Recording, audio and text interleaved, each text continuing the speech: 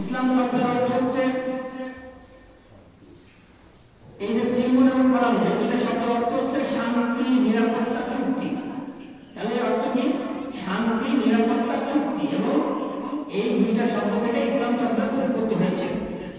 ইসলাম শব্দের অভিধানিক অর্থ অর্থাৎ ডিকশনারিতে আপনি যে অর্থটা পাবেন সেটা হচ্ছে আনুগত্য করা, আত্মসমর্পণ করা, নিঃস্বার্থভাবে হুকুম পালন করা, মাথা নত করে কারো হুকুম মেনে নেওয়া, কারো বাধ্য থাকা। এটাকেই এক কথায় যে আল্লাহ রাব্বুল আলামিনের প্রতি আন্তরিকভাবে বিশ্বাস স্থাপন করে তার দেয়া চলার নাম হচ্ছে ইসলাম। তাহলে এখানে চারটা কথা বলা হয়েছে। এক হচ্ছে আল্লাহ রাব্বুল আলামিনের প্রতি আন্তরিকভাবে বিশ্বাস স্থাপন করা, দুই হচ্ছে তার ইচ্ছা করা এবং বিনা দ্বিধায় আল্লাহর আনুগত্য করা, এবং আল্লাহ রাসূল সাল্লাল্লাহু আলাইহি ওয়াসাল্লাম হযরত মুহাম্মদ সাল্লাল্লাহু আলাইহি ওয়াসাল্লামের দেখানো পথ অনুযায়ী, নীতি অনুযায়ী চলা। এটার নাম হচ্ছে ইসলাম। আল্লাহ রাব্বুল আলামিন ইসলাম সম্পর্কে বলছেন সূরা মায়েদার 19 নম্বর আয়াতে, ইন্নাদ দীনা ইনদাল্লাহিল ইসলাম। অর্থাৎ ইসলাম হচ্ছে আল্লাহ রাব্বুল আলামিনের পছন্দকৃত, মনোনীত একমাত্র দ্বীন। তাহলে আল্লাহ রাব্বুল আলামিন ইসলামকে কি বলেছেন? দ্বীন হিসেবে আখ্যায়িত করেছেন। তাহলে আমাদেরকে জানতে হবে আসলে দ্বীনটা কি। যদিও সময় অনেক কম, দ্বীন নিয়ে ব্যাখ্যা করতে গেলে কয়েক ঘন্টা প্রয়োজন। তারপরে সংক্ষেপে আমরা যেটা আপনাদের সামনে বলতে পারি সেটা হচ্ছে ইসলামকে আমরা আসলে কি মনে করি। আমি যদি আপনাদের সামনে প্রশ্ন করি, অধিকাংশ মানুষের জবাবটি এরকম আসবে যে ইসলাম হচ্ছে একটি ধর্ম। হিন্দু, বৌদ্ধ, খ্রিস্টান, ইহুদি এগুলো যেমন ধর্ম, ইসলাম তেমন একটা ধর্ম। আজকে আমাদের মাথার ভিতরে এই ভুল ধারণাটা থাকার কারণে আজকে আমরা পথভ্রষ্ট হচ্ছি। ইসলাম গতানুগতিক হিন্দু, বৌদ্ধ, খ্রিস্টান বা ইহুদিদের মতো কোনো শুধুমাত্র কোনো ধর্মের নাম নয়। অবশ্যই ইসলাম ধর্ম, কিন্তু শুধুমাত্র কোনো ধর্মের নাম নয়। ইসলামকে আল্লাহ রাব্বুল আলামিন কি বলেছেন? দ্বীন। মুফাসসিরগণ দ্বীন শব্দের পবিত্র কোরআনে চারটি অর্থ পেয়েছেন। আল্লাহ রাব্বুল আলামিন দ্বীন শব্দটাকে পবিত্র কোরআনে বিভিন্ন জায়গায় ব্যবহার করেছেন অসংখ্যবার, এবং এটা চারটি অর্থ ব্যবহার হয়েছে। কয়টি অর্থে? চারটি অর্থ ব্যবহার হয়েছে। প্রথম অর্থ হচ্ছে প্রতিদান, কর্মফল, পরিণাম, পরিণতি। ব্যাখ্যা করার সময় হবে না। দ্বিতীয় অর্থে কোরআনে ব্যবহার হয়েছে আনুগত্য, দাসত্ব, গোলামি, হুকুম মেনে চলা। তৃতীয় দিনের যে অর্থটি এসেছে পবিত্র কোরআনে সেটি হচ্ছে যে আনুগত্যের বিধান, গোলামির বিধান, আনুগত্যের পদ্ধতি, জীবন ব্যবস্থা, জীবন পদ্ধতি ইত্যাদি। এবং 4 নম্বর যে অর্থে ইসলাম দ্বীন এসেছে সেটা হচ্ছে যে আইন, সমাজ, রাষ্ট্র ব্যবস্থা, রাজত্ব। এই চারটার মধ্যে আল্লাহ রাব্বুল আলামিন যখন ইসলামের সঙ্গে দ্বীন শব্দকে জুড়ে দিয়েছেন তখন এর অর্থ করেছেন মুফাসসিরগণ যে জীবন ব্যবস্থা, জীবন বিধান।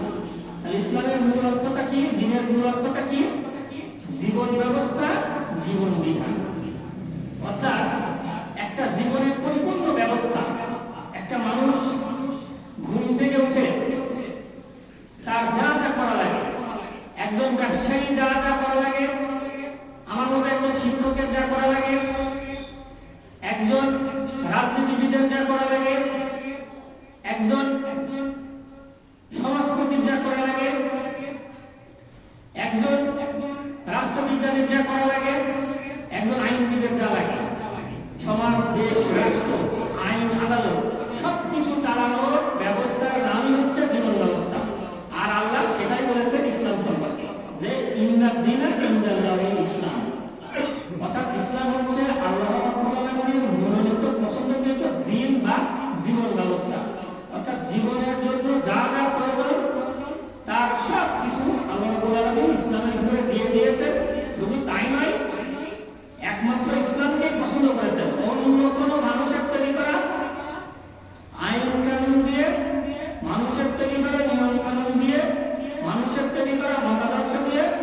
ব্যক্তি জীবন থেকে শুরু করে রাষ্ট্রীয় জীবনে কোনো একটি কাজও করার সুযোগ নেই।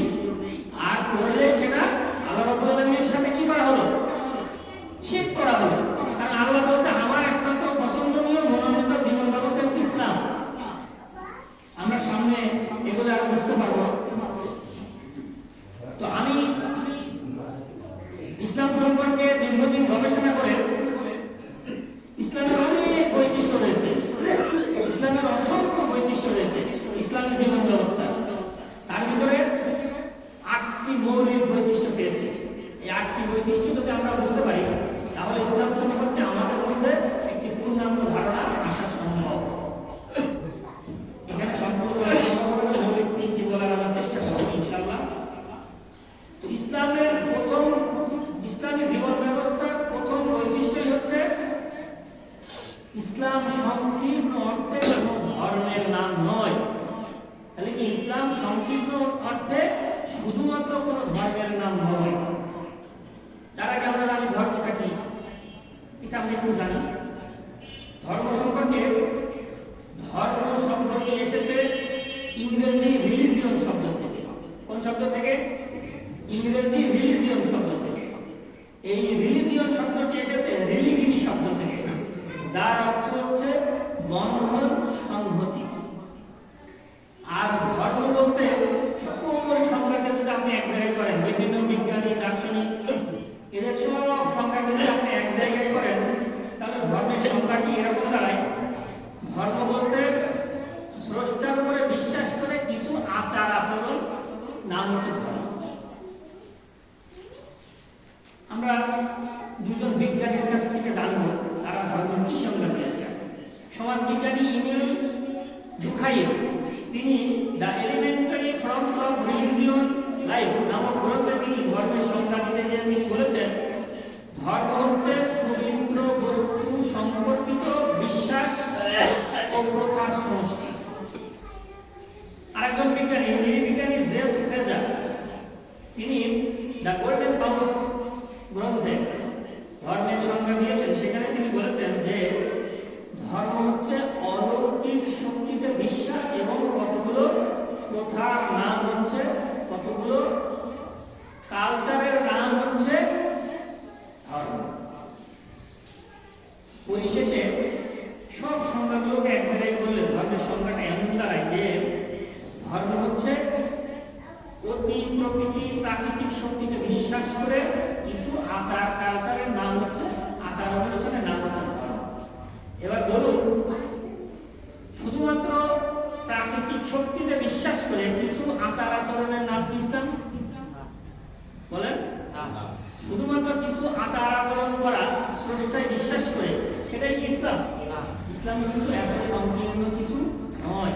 ইসলাম একটা ব্যাপক বিষয়। সম্মানিত উপস্থিতি, তাহলে বোঝা গেল যে ইসলাম শুধুমাত্র একটি ধর্ম নয়, ইসলাম হচ্ছে দিন বা পরিপূর্ণ জীবন ব্যবস্থা। মানুষের জীবনের জন্য যা যা প্রয়োজন, মানুষের জীবনের জন্য প্রয়োজন কি? আইন, আদালত, রাষ্ট্র, সমাজ, পরিবার, সবকিছুর নীতি ইসলামের মধ্যে রয়েছে। ইসলামের সংজ্ঞাটা এইভাবে দেওয়া যায়, আপনাদের পাশে ইসলামী বিশ্ববিদ্যালয় আছে, হয়তো অনেকে গিয়েছেন। কোন একজন ব্যক্তি ইসলামী বিশ্ববিদ্যালয়ের গেট দিয়ে প্রবেশ করে তিনি দেখলেন যে একটি বড় বিল্ডিং, এটা আমাদের ইমাম সাহেব ইসলামী বিশ্ববিদ্যালয় থেকে পড়ে আসছে, তাই না? ওখানে একটা ধর্মীয় অনুষদ আছে, বড় একটা বিল্ডিং। ওই বিল্ডিংটা দেখে একজন বললো এটা ইসলামী বিশ্ববিদ্যালয়। আসলে কি তাই? ওটা ইসলামী বিশ্ববিদ্যালয়ের একটা কি পার্ট, একটা অংশ। অথবা সে ওদের পাশে একটি লাইব্রেরি নামক একটি বিল্ডিং আছে, সেই লাইব্রেরিটি দেখে বললো এটা ইসলামী বিশ্ববিদ্যালয়। লাইব্রেরি বা ধর্মীয় অনুষদ এটা কি আসলে ইসলামী বিশ্ববিদ্যালয়? ওটা ইসলামী বিশ্ববিদ্যালয়ের একটা কি পার্ট। আমার এই হাতকে দেখে একজন বললো এটাই মানুষ, অথবা আমার এই পাকে দেখে একজন বললো যে এটাই মানুষ। আসলে কি তাই? মাথা, পা, হাত সমস্ত কিছু নিয়ে একটা পরিপূর্ণ মানুষ। তো ইসলাম হচ্ছে, এই হাত হচ্ছে আমার কি মানুষের একটি পার্ট, অংশ। ধর্ম হচ্ছে ইসলামের কি একটি অংশ। ধর্ম হচ্ছে ইসলামের একটি অংশ। অবশ্যই ইসলাম ধর্ম, কিন্তু শুধুমাত্র ধর্ম নয়। এটাই আগে আমাদের মাথায় রেখে নিতে হবে। ইসলাম হচ্ছে শুধুমাত্র ইসলাম হচ্ছে একটি পরিপূর্ণ জীবন ব্যবস্থা। Islam is the complete code of human life, অর্থাৎ মানুষের জীবনের যা যা প্রয়োজন এর সবকিছু রয়েছে। কোনো অর্থে কোনো দিন নয়, কোনো ধর্ম নয়, ইসলাম হচ্ছে একটি পরিপূর্ণ জীবন ব্যবস্থা। ইসলামের 2 নম্বর বৈশিষ্ট্য হচ্ছে আল্লাহ প্রদত্ত একমাত্র গ্রহণযোগ্য জীবন ব্যবস্থা। তাহলে ইসলামের 2 নম্বর বৈশিষ্ট্য কি? আল্লাহ প্রদত্ত গ্রহণযোগ্য একমাত্র জীবন ব্যবস্থা। অর্থাৎ ইসলামটাকে কে দিয়েছেন, কে প্রদান করেছেন? আল্লাহ রাব্বুল আলামিন। আর ইসলাম বাদে অন্য কোন মতাদর্শ, অন্য কোন নিয়ম কানুন, আইন কানুন এগুলো আল্লাহ রাব্বুল আলামিনের কাছে গ্রহণযোগ্য নয়। শুধুমাত্র ইসলাম আল্লাহ তৈরি করেছেন, আর বাকি সব মতাদর্শ বলেন, বাকি সব যে নিয়ম কানুন বলেন, সবই কে বানিয়েছে? মানুষ তৈরি করেছে। তো ইসলামই হচ্ছে একমাত্র জীবন ব্যবস্থা যা আল্লাহ নিজে তৈরি করেছেন, আল্লাহর তৈরি করা। আল্লাহ রাব্বুল আলামিন সূরা আল ইমরানের 19 নম্বর আয়াতে এভাবে বলছেন যে ইন্নাদ দীনা ইনদাল্লাহি, তার মানে একমাত্র কথা এখানে বলা হয়েছে, বাকি সব হচ্ছে মানুষের তৈরি করা। ইসলামের 3 নম্বর বৈশিষ্ট্য হচ্ছে ইসলাম একটি পরিপূর্ণ জীবন ব্যবস্থা। এটাই হচ্ছে ইসলামের মূল বৈশিষ্ট্য। ইসলাম হচ্ছে পরিপূর্ণ জীবন বিধান বা জীবন ব্যবস্থা। এই মানব জাতির জন্য, মানুষের জন্য, ব্যক্তিগত জীবনের জন্য, পারিবারিক জীবনের জন্য, সামাজিক জীবনের জন্য, অর্থনৈতিক জীবনের জন্য, আইন, আদালত, শিক্ষা ব্যবস্থা, রাষ্ট্র চালানোর জন্য যা যা প্রয়োজন তাই আল্লাহ রাব্বুল আলামিন ইসলামের ভিতরে দিয়ে দিয়েছেন। আর আল্লাহ রাসূল মদিনা নামক রাষ্ট্রটি ইসলাম দিয়ে পরিচালনা করে চালিয়ে দেখিয়ে দিয়েছেন যে ইসলামটা হচ্ছে একটি পরিপূর্ণ জীবন ব্যবস্থা। সম্মানিত উপস্থিতি, একজন আল্লাহ রাসূলের একজন সাহাবীর কাছে একজন ইহুদি আসলেন। হাদিসের ভিতরে এসেছে যে আল্লাহ রাসূলের একজন সাহাবীর কাছে একজন ইহুদি আসলেন। ইহুদি এসে জিজ্ঞেস করতেছে যে তোমাদের নবী এটা কেমন, আমি বুঝি না, তোমাদের ধর্মটা কেমন, যে এর ভিতরে সব কিছু কিভাবে ভাগ খাবে, ইসলামের মধ্যে নাই, তার নিয়ম আছে না, আছে কিনা? সম্মানিত উপস্থিতি, আমি কিভাবে আমার জামাটি পরবো, এটা ইসলামের ভিতরে আছে না? হাতের নখ আছে না, অতি নগণ্য একটা জিনিস, হাতের নখটা কিভাবে কাটবো এটাও কিন্তু ইসলামের ভিতরে বর্ণনা করা আছে। কিভাবে আপনি পথে চলবেন, কিভাবে একজন মানুষের সাথে কথা বলবেন, সব কিছু ইসলামের মধ্যে আছে। কিভাবে আপনি রাষ্ট্র চালাবেন সেটাও ইসলামের মধ্যে আছে। তো ইহুদি এসে এই কথাটাই বলছে আল্লাহ রাসূলের একজন সাহাবীর কাছে যে তোমাদের ধর্মটা কেমন, সব কিছু এর ভিতরে আছে। তখন ওই আল্লাহ রাসূলের সাহাবী বললেন, হ্যাঁ, আমাদের রাসূল আমাদেরকে জীবনের সকল কিছু শিক্ষা দেন। ইসলাম যে পরিপূর্ণ সে সম্পর্কে আল্লাহ রাব্বুল আলামিন, আল্লাহ রাসূল যখন বিদায় হজ করেন আরাফার ময়দানে একটি আয়াত নাযিল করে আল্লাহ রাসূলকে সেটা স্পষ্টভাবে ঘোষণা করে দিয়েছেন। এটা হচ্ছে সূরা মায়েদার 3 নম্বর আয়াত। যখন আল্লাহ রাসূল বিদায় হজে আরাফার ময়দানে অবস্থান করছেন তখন এই আয়াতটি আল্লাহ রাব্বুল আলামিন নাযিল করেন। আয়াতটি হচ্ছে আল ইয়াওমা আকমালতু লাকুম দীনাকুম ওয়া আতমামতু আলাইকুম নি'মাতি ওয়া রাদিতু লাকুমুল ইসলাম দীনা। আল্লাহ রাব্বুল আলামিন বলেন আল ইয়াওমা আকমালতু লাকুম দীনাকুম, আমি তোমাদের জন্য দ্বীনকে, জীবন ব্যবস্থাকে পরিপূর্ণ করে দিলাম। আল্লাহ কি ঘোষণা দিচ্ছেন? বিদায় হজের আরাফার ময়দানে আল্লাহ রাব্বুল আলামিন আল্লাহ রাসূলের কাছে ঘোষণা দিচ্ছেন যে আমি ইসলামকে এখন পরিপূর্ণ করে দিলাম এবং আমি আমার নিয়ামতকে তোমাদের জন্য, অনুগ্রহ বা নিয়ামতকে তোমাদের জন্য পরিপূর্ণ করলাম এবং এই ইসলামকেই, শুধুমাত্র ইসলামকেই তোমাদের জন্য জীবন ব্যবস্থা হিসাবে মনোনীত করলাম এবং পছন্দ করলাম। সূরা মায়েদার 3 নম্বর আয়াত। আল্লাহ বলছেন আমি ইসলামকে পরিপূর্ণ করে দিলাম। কেউ যদি মনে করে যে না, আইন আদালতগুলোর ফয়সালা, আইন কানুন মনে হয় ইসলামের ভিতরে নেই, তাহলে আল্লাহর এই সরাসরি এই আয়াতকে কিভাবে হলো অস্বীকার করা হলো। কেউ যদি মনে করে যে না, শিক্ষা ব্যবস্থা ব্রিটিশদের তৈরি করা নিয়ম আল্লাহর সাথে ভালো, তাহলে কি সে স্বয়ং এই আয়াতকে কি অস্বীকার করল। আল্লাহ রাব্বুল আলামিনের কোরআনের ৬২৩৬টি আয়াতের মধ্যে কোন একটি আয়াতকে অস্বীকার করার কোনো সুযোগ আছে? বলেন আছে? না। যেটা আমার ভালো লাগলো সেটাকে আমি মেনে নিলাম, যেটা আমার ভালো লাগলো না সেটাকে আমি অস্বীকার করলাম, এমন কোন সুযোগ আল্লাহ রাব্বুল আলামিন রেখেছেন? রাখেন নাই। আবু হুরায়রা রাদিয়াল্লাহু তাআলা আনহু বর্ণিত একটি হাদিস, যেটা বুখারী শরীফের ভিতরে এসেছে, আল্লাহর রাসূল স্পষ্ট করে ঘোষণা দিয়েছেন, লাইসা মিন্না মান লাম ইয়াতাগান্না বিল কুরআন। যেই ব্যক্তি এই কোরআনকে তার জীবনের সকল ক্ষেত্রে পরিপূর্ণ মনে না করে, সে আমার উম্মতি না। কে বলছেন এই কথা? আমি বলছি, আমাদের ইমাম সাহেব বলছেন। আল্লাহ রাব্বুল আলামিন, আল্লাহর রাসূল সাল্লাল্লাহু আলাইহি সাল্লাম স্পষ্ট করে বলছেন, কেউ যদি কোরআনকে পরিপূর্ণ মনে না করে তাহলে সে আমার উম্মত নয়। এটা কার কথা? আল্লাহর রাসূলের কথা। ইসলামকে মানতে হবে, অনুসরণ করতে হবে পরিপূর্ণভাবে। কিছু অংশ মানব, কিছু অংশ মানব না, এমন কি সুযোগ নেই।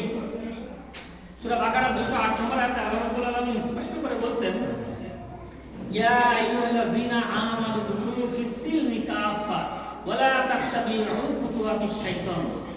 আল্লাহ বলছেন, হে বিশ্বাসীগণ, আমরা বিশ্বাস করেছি না আল্লাহর রাসূলকে? বিশ্বাস করেছি কিনা? আমাদেরকে ডেকে বলতেছেন, হে বিশ্বাসীগণ, হে ঈমানদারগণ, উদখুলু, প্রবেশ করো। মানে কি প্রবেশ করো? মানে কি মেনে চলো। উদখুলু ফিস সিলমি কাফা, ইসলামকে মেনে চলো পরিপূর্ণভাবে। কে বলতেছেন এই কথা? আল্লাহ রাব্বুল আলামিন বলতেছেন। সূরা বাকারা 208 নম্বর আয়াতে যে ইসলামকে মানো পরিপূর্ণভাবে, এটা আল্লাহ রাব্বুল আলামিন আমাদেরকে বলতেছেন। এই কোরআন হচ্ছে স্বয়ং সম্পূর্ণ। আমাদের যা যা কিছু প্রয়োজন আমরা কোরআন থেকে ইচ্ছা করলেই সমাধান নিতে পারি। পারি কিনা? পারি। এই সম্পর্কে আল্লাহ রাব্বুল আলামিন সূরা নাহলের 89 নম্বর আয়াতে বলছেন, ওয়া নাযালনা আলাইকাল কিতাব তিবয়ানা লিকুল্লি শাইইন ওয়া হুদাও ওয়া রাহমাতাও ওয়া বুশরা লিল মুসলিমিন। আল্লাহ রাব্বুল আলামিন বলছেন, আমি আপনার প্রতি এই কোরআনকে নাযিল করেছি। কাকে বলতেছেন? আল্লাহর রাসূলকে। আমি আপনার প্রতি এই কোরআনকে নাযিল করেছি, এর মধ্যে প্রত্যেকটা বিষয় সম্পর্কে পরিপূর্ণ ব্যাখ্যা রয়েছে। কে বলছেন এটা? আল্লাহ রাব্বুল আলামিন বলছেন যে আমি তোমার প্রতি যে কিতাব নাযিল করেছি, এতে প্রত্যেকটা বিষয়ে সুস্পষ্ট ব্যাখ্যা রয়েছে। এটা হেদায়েত, এটা রহমত শুধুমাত্র কাদের জন্য, এবং সুসংবাদ শুধুমাত্র যারা মুসলিম বা আত্মসমর্পণকারী তাদের জন্য। আল্লাহ বলছেন, কোরআনের সব কিছু আমি বর্ণনা করেছি, যা যা তোমাদের জন্য দরকার। বিজয়ীদের কাছ থেকে কোনো কিছু দরকার আছে নাকি? কোরআন আর ইসলাম থাকলে দরকার আছে? নেই। এখন আমরা চিন্তা করতেছি যে নামাজ, রোজা, হজ, যাকাত এগুলো ভালো লাগে, এগুলোর ব্যাপারে কোনো আপত্তি নেই, কিন্তু ইসলামের রাষ্ট্র ব্যবস্থা এটা আমাদের পছন্দ না। কারো যদি এমন মনে হয়, তার সম্পর্কে আল্লাহ রাব্বুল আলামিন স্পষ্ট করে বলতেছেন সূরা বাকারা 85 নম্বর আয়াতে, আফাতুমিনুনা বিবাদিল কিতাবি ওয়া তাকফুরুনা বিবাদ। তোমরা কি ভেবে নিয়েছো এই কোরআনের কিছু অংশ মানবা আর কিছু অংশ মানবা না? যেটা ভালো লাগে সেটা মানবা, যেটা মনোভূত হয় সেটা মানবা, যেটা মনোভূত হয় না সেটা মানবা না। এই যদি হয় তোমার চারিত্রিক বৈশিষ্ট্য, আল্লাহ বলছেন তোমার জন্য দুনিয়ায় আছে লাঞ্ছনা আর বঞ্চনা। কি আছে দুনিয়ায়? লাঞ্ছনা এবং বঞ্চনা। এবং এই ব্যক্তি আখিরাতে ক্ষতিগ্রস্ত হবে। আখিরাতে ক্ষতিগ্রস্ত হওয়া মানে কি? সেই ব্যক্তি জানেন না। আল্লাহ স্পষ্ট করে বলতেন, কোরআনের কিছু অংশ মানবা, কিছু অংশ মানবা না, এমন চরিত্রের লোকদের জন্য আখিরাত কি? ক্ষতিগ্রস্ত। আখিরাত কি? তার জন্য ক্ষতিগ্রস্ত। শুধু তাই নয়, ইসলামকে বাদ দিয়ে আমরা যে মতাদর্শের পিছনে ঘুরতেছি, যে মতাদর্শ নিয়ে চিন্তা করতেছি, যে এগুলোর মধ্যেই মনে হয় মানব জাতির কল্যাণ রয়েছে, আমাদের দেশের কল্যাণ রয়েছে, মানুষের জন্য এর মধ্যেই ভালো কিছু আছে, এমন কিছু যদি আমরা চিন্তা করি, তার মানে কি আল্লাহ চাইতে যে ব্যক্তি ওই মতাদর্শ তৈরি করেছে সে বেশি বোঝে নাকি? এমনটি চিন্তা করার কোনো সুযোগ আছে? নেই। তাহলে ইসলামকে বাদ দিয়ে কেউ যদি অন্য কোনো মতাদর্শ, অন্য কোনো মতবাদ, অন্য কোনো ধর্ম এগুলোকে গ্রহণ করে, আল্লাহ রাব্বুল আলামিন তার সম্পর্কে স্পষ্ট করে বলতেছেন,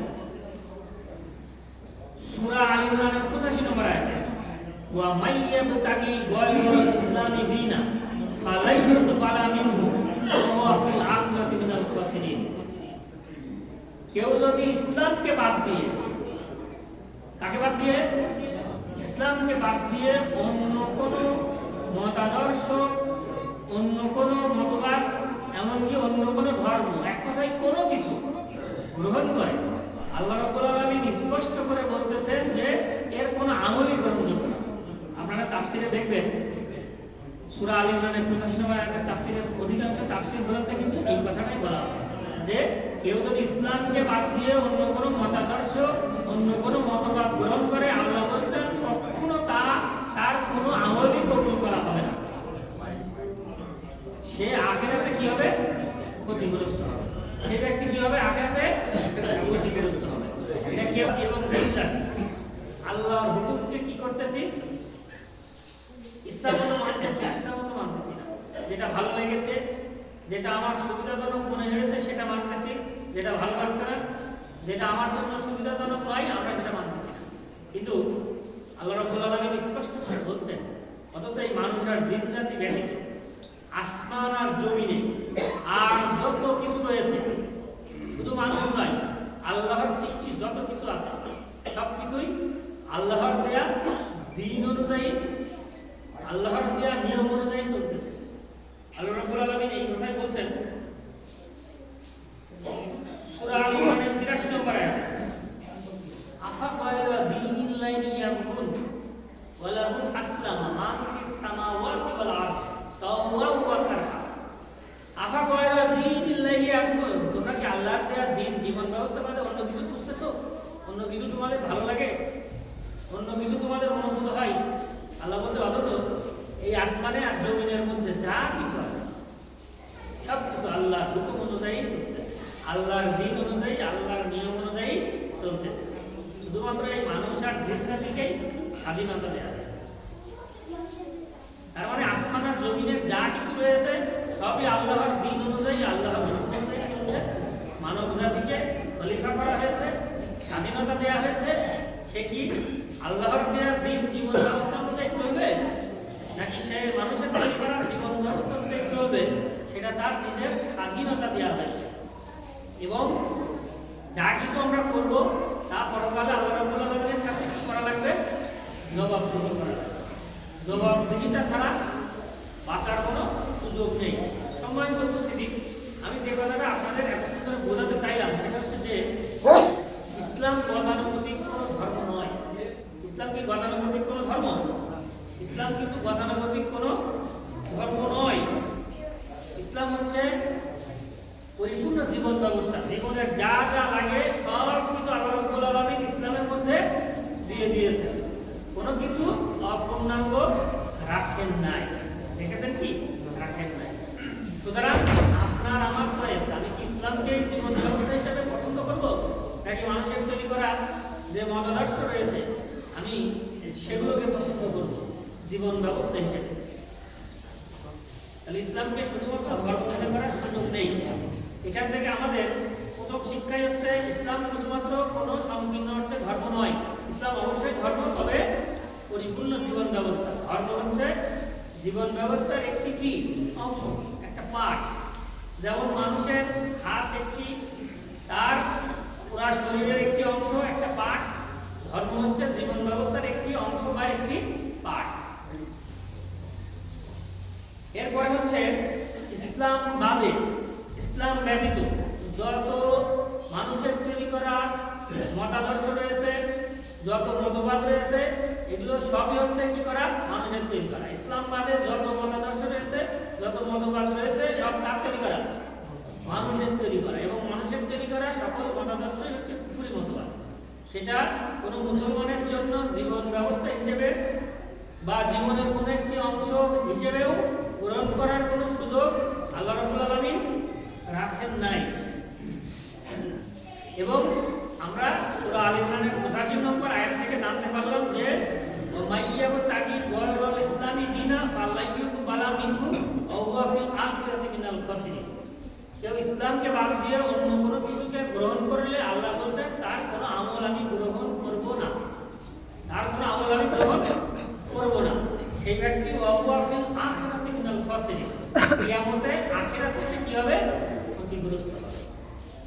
শুধু তাই নয়, আমার আলোচনা শেষের দিকে চলে আসছে। এই হযরত আদম আলাইহিস সালাম থেকে শুরু করে হযরত মুহাম্মদ সাল্লাল্লাহু আলাইহি সাল্লাম পৃথিবীতে অসংখ্য নবী এবং রাসূল এসেছেন এই ইসলামকেই কি করার জন্য, প্রতিষ্ঠিত করার জন্য। রাষ্ট্রীয়ভাবে তারা এসেছেন, ইসলামকে রাষ্ট্রীয়ভাবে প্রতিষ্ঠিত করার জন্যই দুনিয়াতে এসেছেন। কোন নবী সেটা পেরেছেন, কোন নবী সেটা চেষ্টা করেছেন, তার জান দিয়ে মাল দিয়ে হয়তো সম্ভব হয়নি। আমাদের রাসূল সাল্লাল্লাহু আলাইহি ওয়াসাল্লামও এই ইসলামকে প্রতিষ্ঠিত করার জন্য এসেছেন। কারণ রাষ্ট্রীয়ভাবে ইসলাম না থাকলে আপনি অনেক কিছু মানতে পারবেন না, অনেক কিছু আপনি মানতে পারবেন না। সূরা আস-সাফের 9 নম্বর আয়াতে আল্লাহ রাব্বুল আলামিন বলছেন আল্লাহর রাসূল সম্পর্কে, এটা কোরআনের 3 জায়গায় এসেছে, সেম হুকুম এই আয়াত। আল্লাহ রাসূলকে দুনিয়াতে পাঠানোর উদ্দেশ্য সম্পর্কে আল্লাহ রাব্বুল আলামিন সূরা আস-সাফের 9 নম্বর আয়াতে বলছেন, ওয়াল্লাযী আরসালা রাসূলাহু বিল হুদা ওয়া দীনিল হক লিইয়ুযহিরাহু আলা দীনি কুল্লিহি ওয়ালাউ কারিহাল মুশরিকুন।